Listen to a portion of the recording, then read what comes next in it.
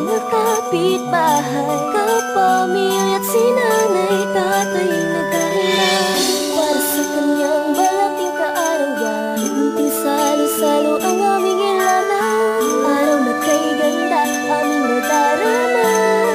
Pasensya na paski malapit na. Pasko na naman, panahon na naman ang pamamahal na. Kaya kapos ang mahalaga, nandiyan ang iwala mahal sa'yo. Isipin na nag-iisa ka lang, dahil nandiyan ang aking Diyos Ama. Sama-sama tayo ngayong Pasko, naawit ng pasasalamat para sa Kanya. Malapit na naman ang Pasko, araw na naman ang pagmamahalan. Kahit ano dinadanas mo, tandaan mo na di ka papabayaan, na Panginoon na siyang dahilan kung bakit ika'y buhay. Sa kabila ng mga kasalanan po, nandiyan pa rin siya at laging gumagabay. Salamat tayo kahit di buo ang aming pamilya, at ang pagitan na nililya-milya. Basta pagdating ng inyong kaarawan, ay nagagawa pa rin namin magkita-kita.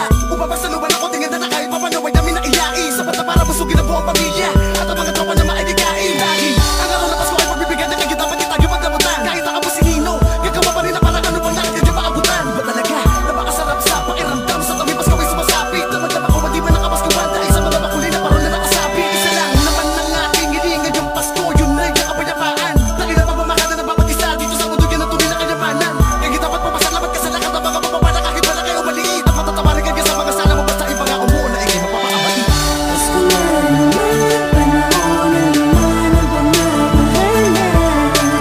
Kaya kapos ang mahalaga, nandiyan ang iwala mahal sa'yo. Isipin na nag-iisa ka lang, dahil nandiyan ang aking Diyos Ama. Sama-sama tayo ngayong Pasko, naawit ng pasasalamat para sa Kanya.